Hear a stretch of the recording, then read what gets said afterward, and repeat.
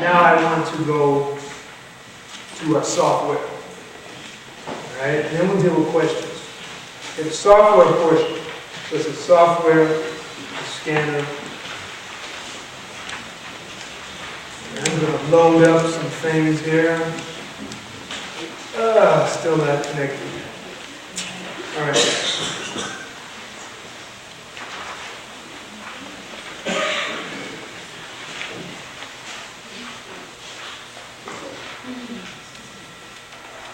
And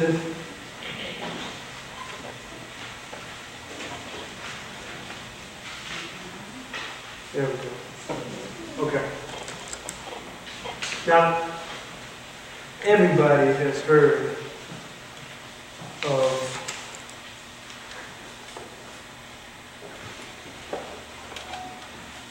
this one, Adobe Photoshop. So Adobe Photoshop is almost everyone has heard of it. People like to say Adobe. It's not Adobe. It's like saying Iowa. Okay? Ames. Cedar Rapids. Where are you from? Iowa. Okay. So Adobe is the company. Photoshop is the product. It's Windows and Mac compatible.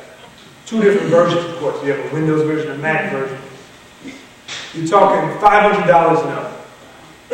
You can probably find it on the internet for free, but that is stealing. And I would hope you wouldn't do that. And if you do it, hopefully it's just because you're trying it out and you're going to buy it eventually.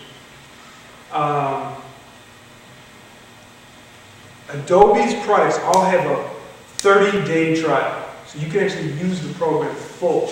All the features, nothing limited, for 30 days. So any of their programs, you can play with it for 30 days without a problem.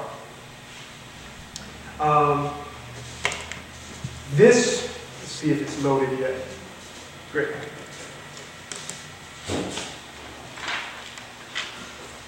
I want to get a picture scanned. I want to get a picture scanned in because this will be our, where my fingers here. This will be the one we worked on. It's something here. This one. Pop this on the flatbed here. Hold that down just a little bit. Bending just a little bit. And jump to my scanner software here. Don't worry about following this step by step at this point. Now Photoshop, right here, this is the interface.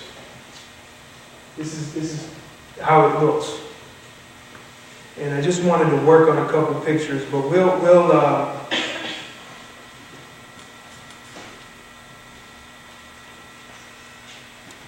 did it again.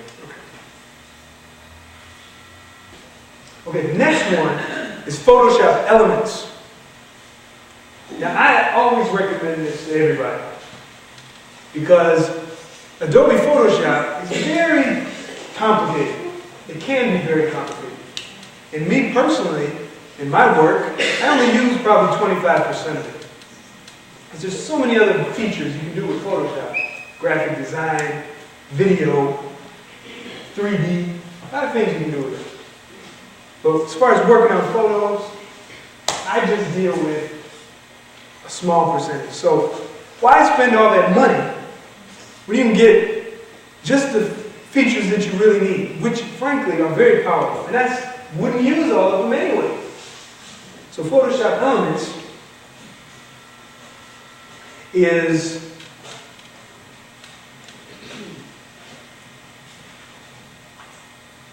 usually less than $50. Sometimes, if you get a good scanner or a nice tablet like what I'm using here, I don't mean tablet like a computer tablet, like an iPad, I mean just instead of a mouse, you'll get it for free. Sometimes they include it with the package. I bought a really nice tablet once, it broke, but it came with Photoshop Elements. It's really nice.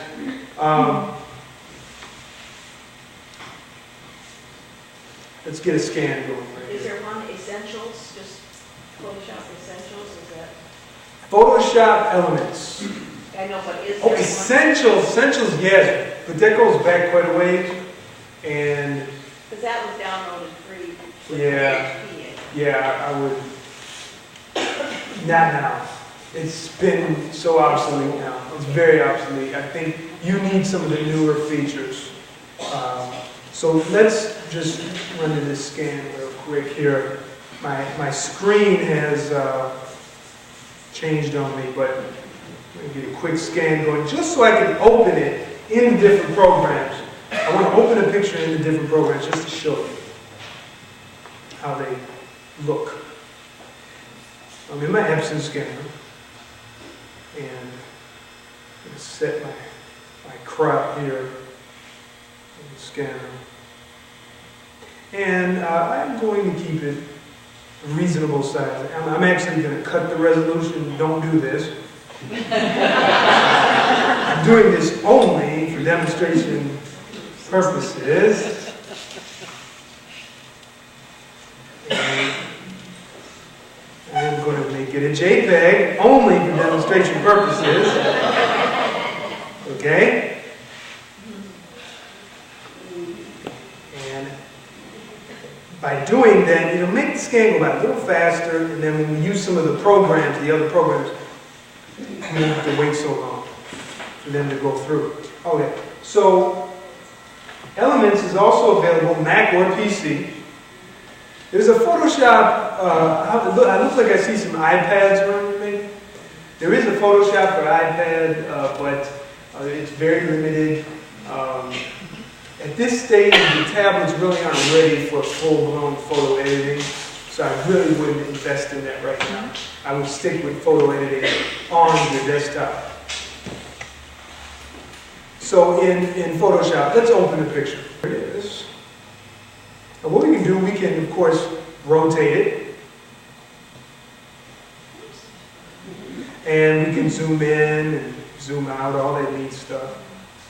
And we can do color correction. We'll get into the details for this later, exactly what I'm doing. But I just want to show you. So I can help the contrast there, right? Right? Something simple like that. You can do more complicated things, like get rid of smudges and spots, all that neat stuff. Now, let's go to Elements.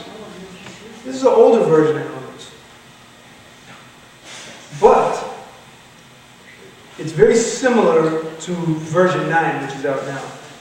And I am going to open a picture and show you how similar it is. And just, it's amazing what it can do for the price. Okay, now I'm opening the same picture that we opened in Photoshop. I'm going to open it in Photoshop Elements. Now you'll notice the toolbox, the toolbar on the left side, is very similar. The point is, everything that I did in Photoshop works in Photoshop Elements. I'm trying to tell you, you don't need to spend all this money. And frankly, I don't think you need to. There's just no need. Unless you work full-time as a photographer, you know, it's really your income. You don't need it. Elements was sufficient. Now, there is a nice program that I have on here that we call Corel Paint Shop Pro. Alright? In the handout, it should be on there with the website, Corel.com. And Corel Paint Shop Pro is just like Photoshop, the big one, the $500. But you're talking maybe between $40 and $80. It's a highly underrated program. It's just for PCs, it's not for Mac. If you've got a Mac, you ought to love it. I'm disappointed too, because I'm sick of Adobe. Tired of them. But Paint Shop Pro is a really excellent program, and you can try it for free as well. The internet connection at this time will not let me show you the website. can't show you the website right now. But it's really nice. It's a really nice program to try. Okay. There's another great program that's part of the open source community of software. Open source means everybody contributes to the support and the improvement of it, and it doesn't cost you any money. And typically it's very customizable. You know, you can really tweak it. You can really become a geek with open source. So GIMP, which I've got open, right?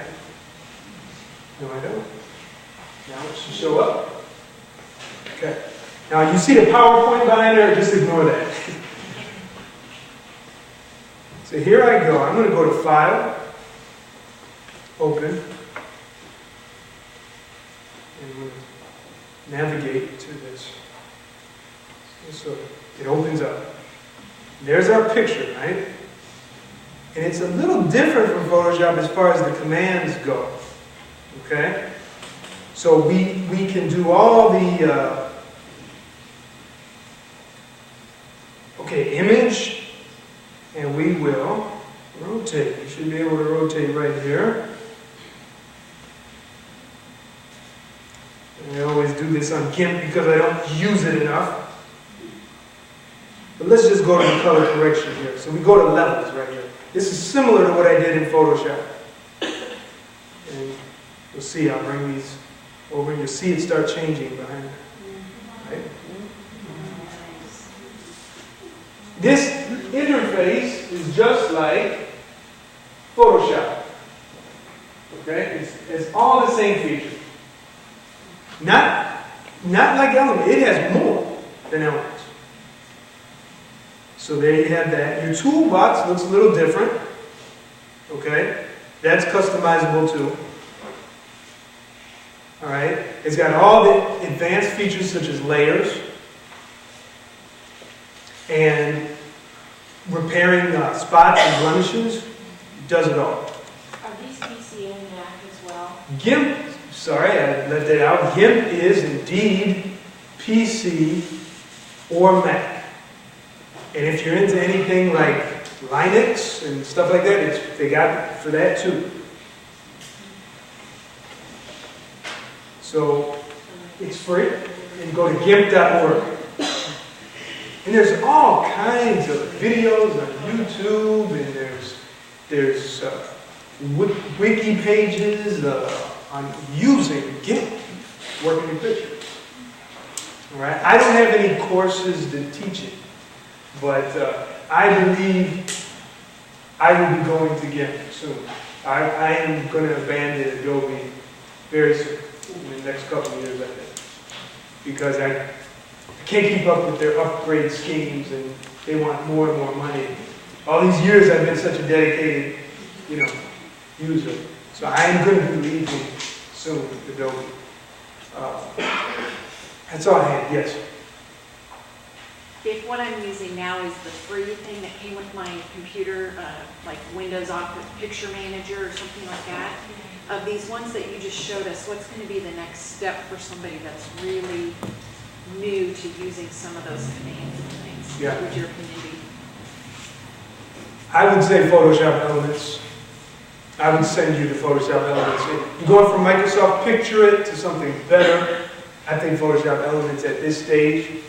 And of course, I have a vested interest in that because I know it and I teach it, that kind of thing. Sorry, my screen is pink over there. Now, this is the part that burns right now because I worked on this and we don't have internet right now.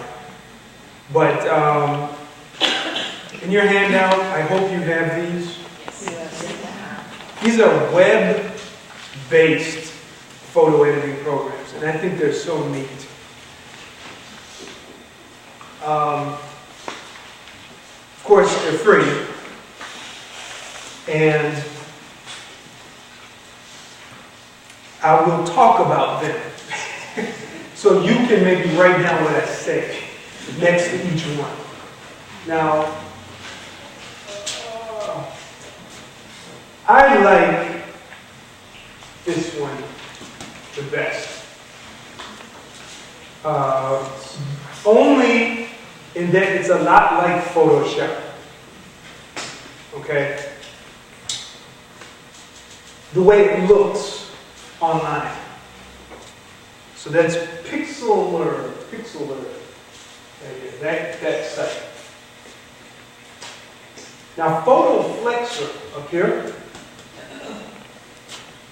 I also like it because it has a simple interface. Just some buttons, and they're big. You know, they're not tiny. So, Adobe makes everything so tiny. Like, who are these people with these eyes? Like, do they make programs for eagles? You know, hawks? You know, who can see a mouse from, like, down the street? You know, I just don't get it. And for all of you that have to deal with vision issues and bifocals, and I feel sorry for you. I hope I don't have to be still using this silly stuff when I get up there. But PhotoFlexer also has, and this is for all you advanced people, any of you advanced people, it has a neat thing called the Curves Beta. Raise your hand if you use curves for color correction. No, nobody. Forget it. But it looks good. Yeah, I think it's a nice. Then there's iPicky. iPicky. And they're a lot like PhotoFlexer, the way they look. Simple buttons. They're colorful and big. Again, simplicity, right? I like the interface, it's clean. And what else I like about it is that it breaks the Photoshop mold. So PaintShop Pro, Elements, GIMP, they all are like Photoshop. But iPicky is really unique. It's worth a try to work on some pictures. Just to try them out, play around, see what you come up with. Then there's Be Funky. It's also free. They have lots of options. They also break the mold. Be Funky breaks the mold, sorry. iPicky doesn't break the mold. It's hard for me to do this without looking. But we got something. Be Funky breaks the mold, sorry. Not iPicky. Is there any program that you like right now that you're using that meets your needs that I haven't mentioned? I'm trying to think what it's called. I keep wanting to call it Lexmark, but that's Magics. Magics. Yeah, we have photo and we have the audio. Okay, Magics. It looks an awful lot like the Adobe. Adobe Photoshop. Okay. Yeah, but then it also has an audio part where you can go in and take sound out and all that. Auto corrections, yeah, that's cool. Great.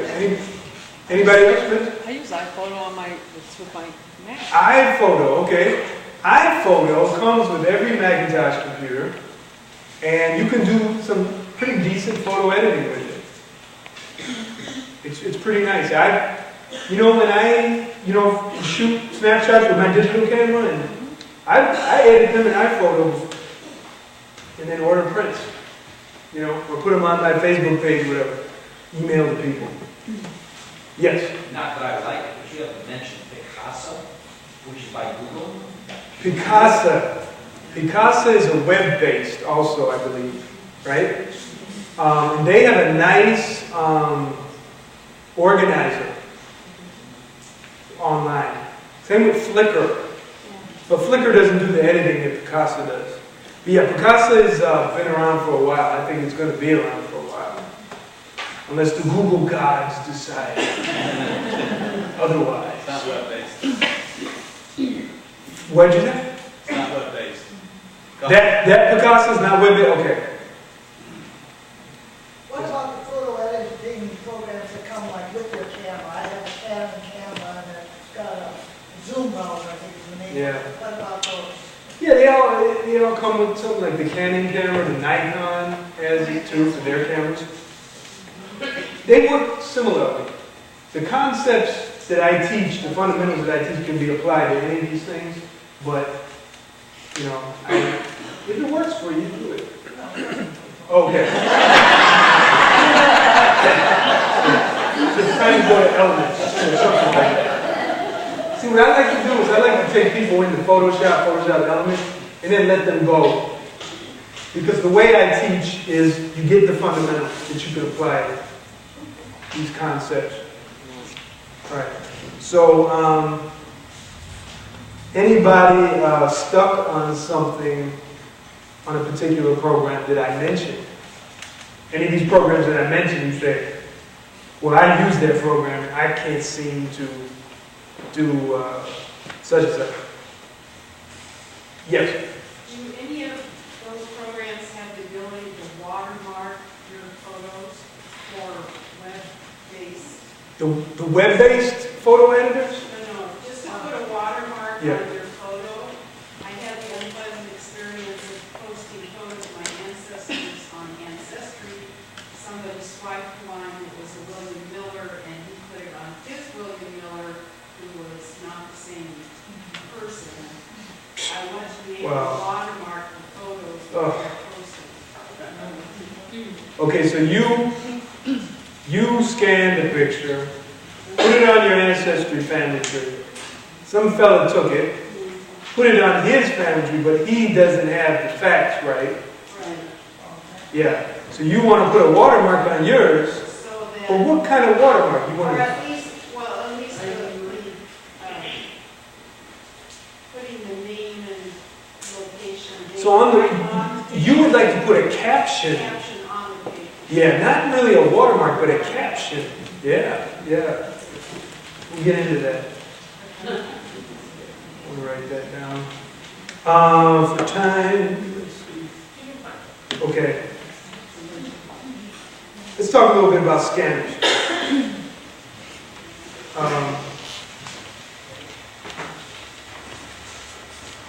Briefly, I have mentioned Epson as my favorite flatbed. Okay, you have on there scanners. Yes. Okay, so I don't need to drive this into you, but there is something I want to mention. At the bottom of where it says for flatbed scanner, so it talks about the photo scanning software, use ViewScan driver.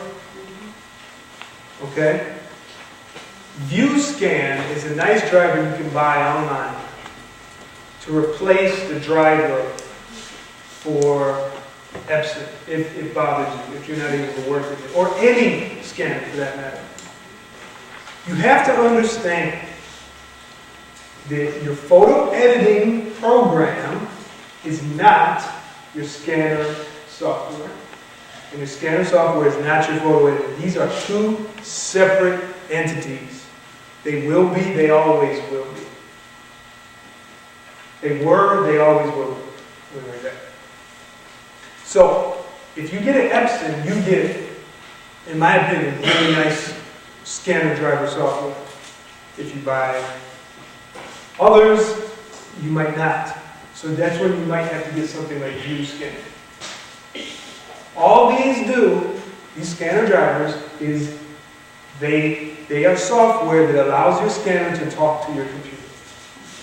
It allows the scanner to scan and send the data to your computer, to your hard drive.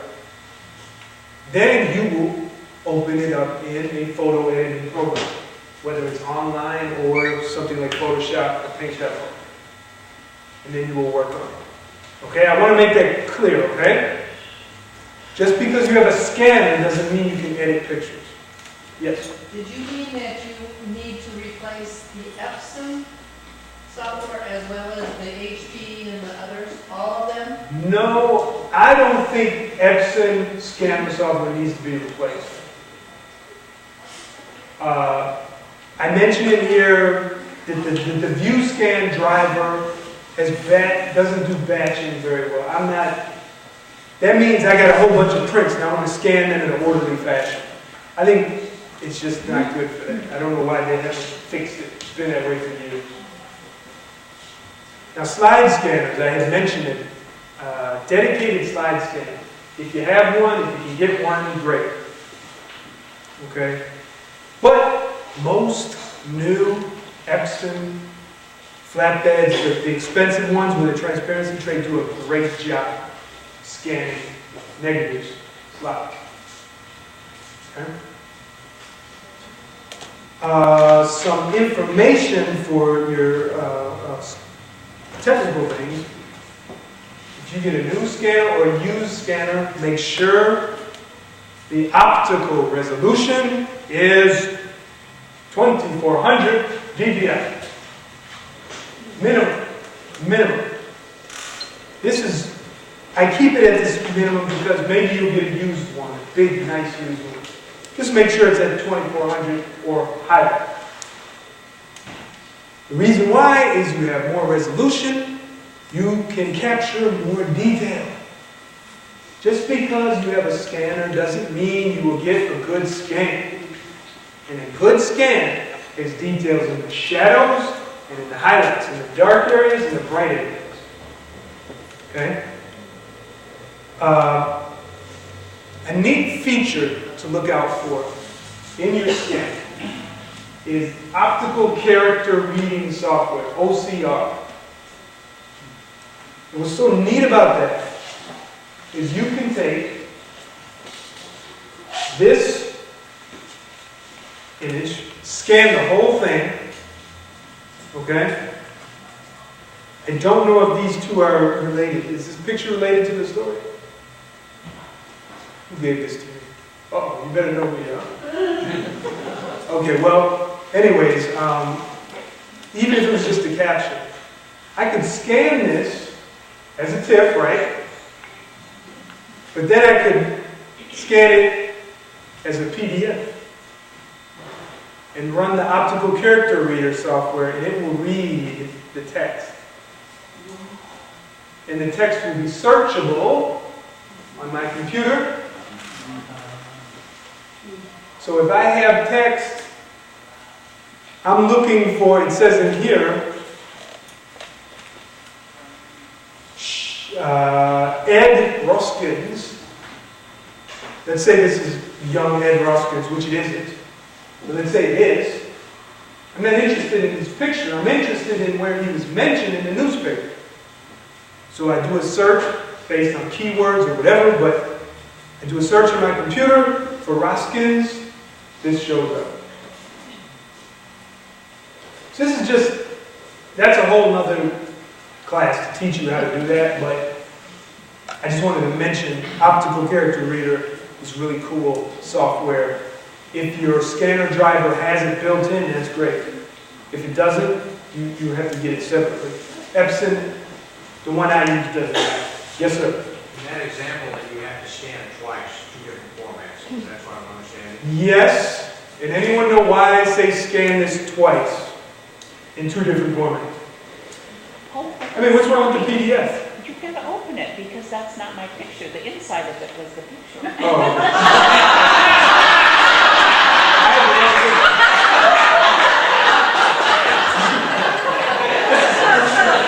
She didn't recognize the picture.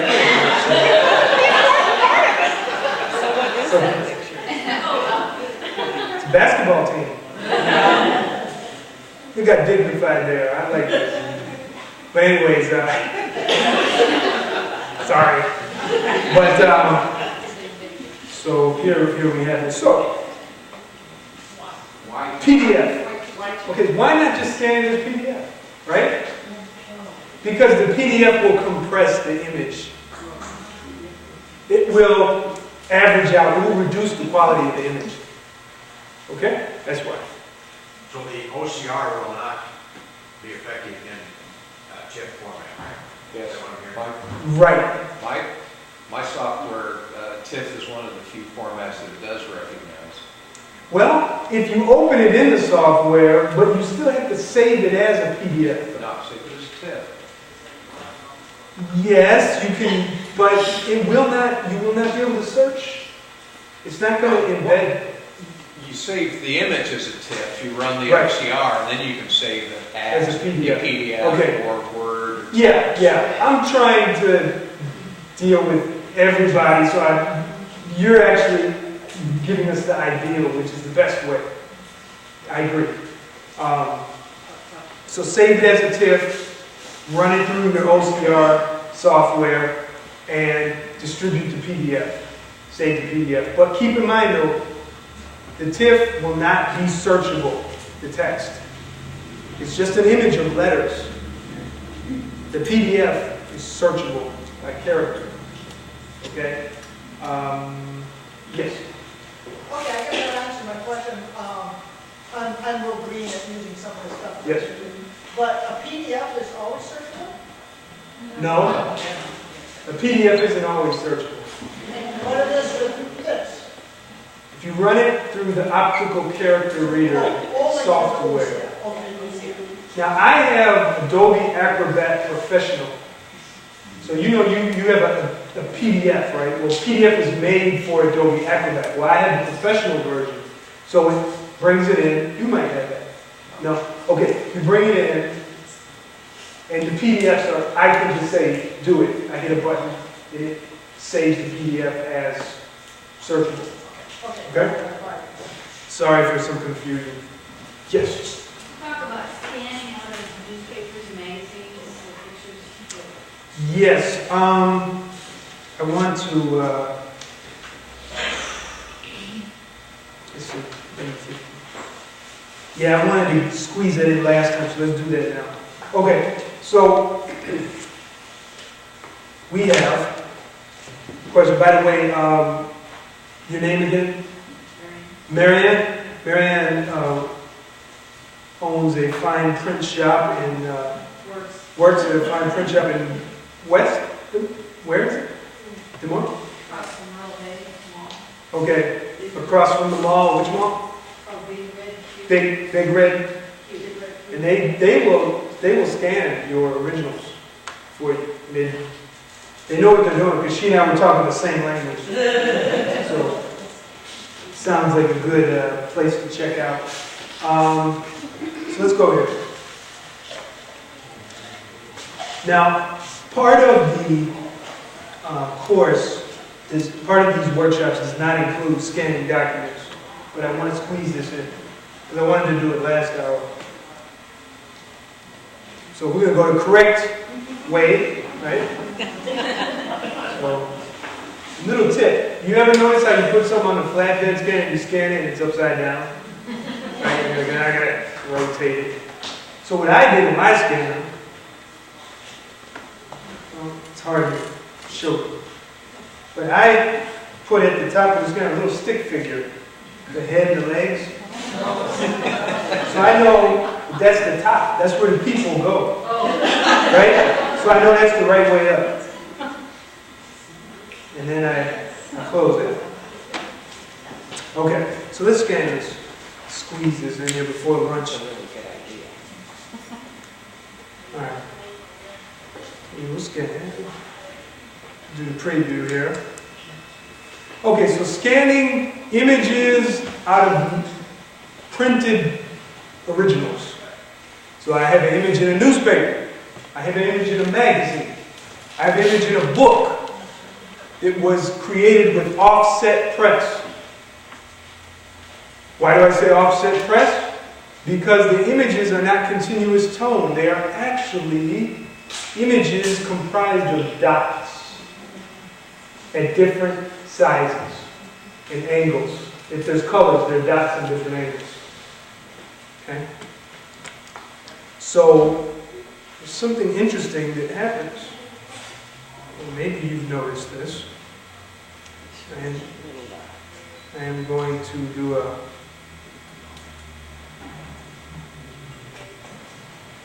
Oh, I think I said JPEG. Yuck. Yeah. Let me do that over.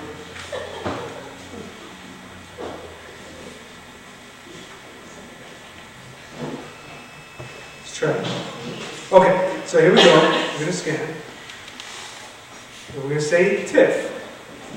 This is the scanner software. Right? Now what I'm going to do is hit, let me go number 2. Hit OK. It's going to scan this in, and we're going to see how it changes. Everyone heard of Moire? Yeah? What is that?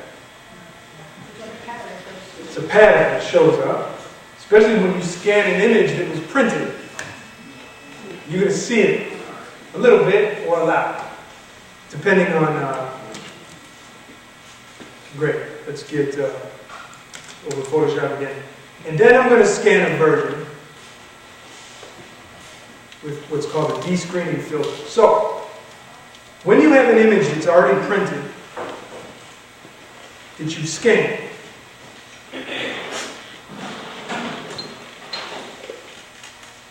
it's opening up. Look at that. You see those weird... At this, it's hard to see at this side. You know what? Hit the lights just for a second, please. Or one light, one... By the door. By the front door. Or just one row of light.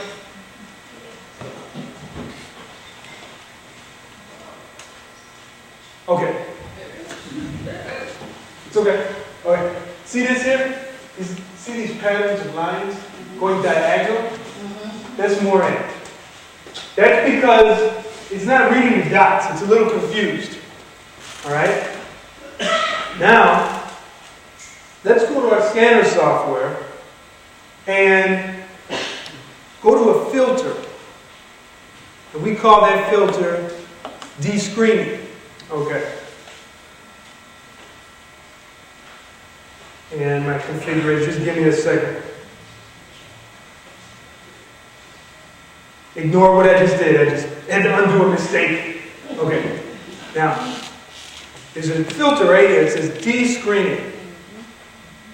That will eliminate that nasty stuff. And here I can choose what kind of original. So I'm going to say newspaper. 85 lines per inch. I hit scan. Hit OK. It's going to scan it. And I'm going to bring it up on screen when it's done. And what's neat about descreening is it slightly blurs the image in order to get rid of that pattern. So you can reproduce it, it looks better when you reprint it. Alright. Let me open here.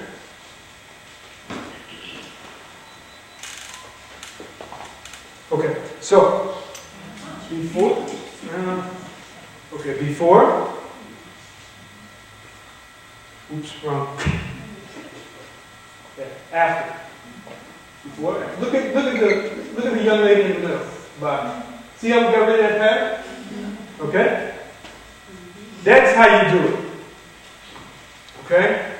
You can turn the lights on now, thank you. We're right at the end for lunch. Any questions? Sorry, I had to rush you there. Yes, sir. I've got a pretty nice Epson scanner. It has a 2400 DPI. But my new computer, my new HP, doesn't like it. What do you mean doesn't like it? It won't recognize the software. It doesn't... Can you... How about you go to Epson.com? Did you go to Epson.com and go to support? And you need a driver. Make sure there's a driver. There might be, because your system, your new HP, probably has a newer system, operating system. And those operating systems don't necessarily update with the drivers, and it just won't work. So look to see if there is a new driver for your operating system. I think that might fix it.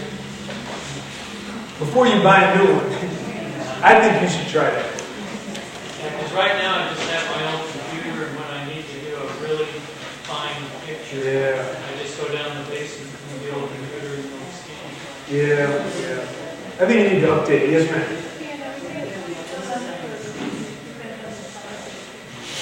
Do I scan what? Okay, when I scan, we'll get into that with the next segment.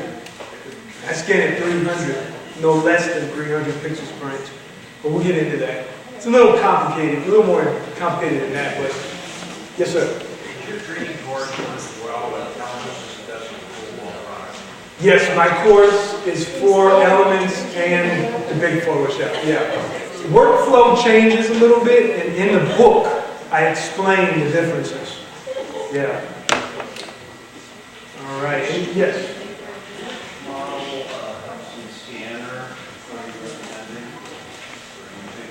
On my website, I actually have some Epson scanners that I recommend,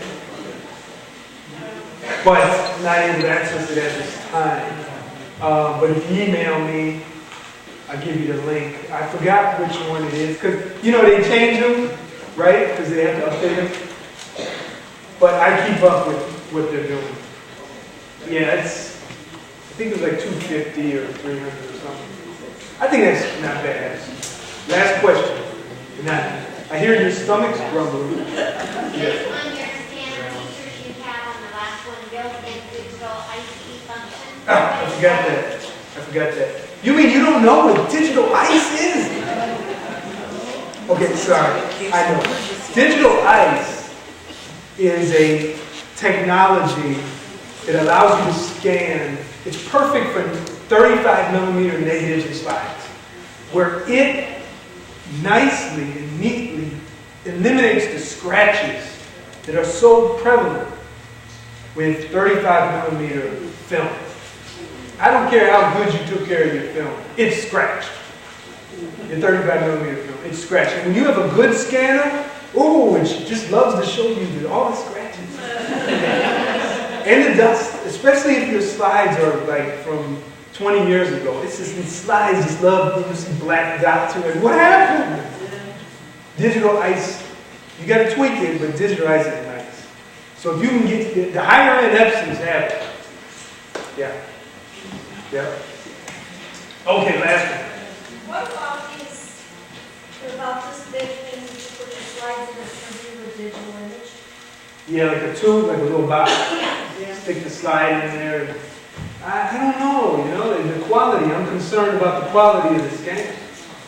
My husband Oregon just did like 3,000. Wow. You did 2,000 or 3,000 of that thing. Yeah. I'd love to see one of those. He did really well with it, he said. He Good. did not taking anywhere near as long as he did. And I happened to find one that did 35 millimeter and 110. Everything You don't have a else brand name? You don't know what it's called? no, but I can get it for you. I would like you to email that to me. My email address is on the syllabus.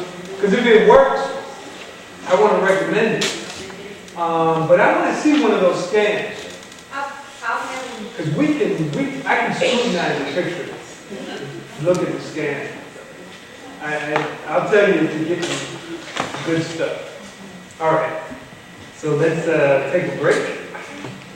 Thank you. I hope you're enjoying it despite my problem.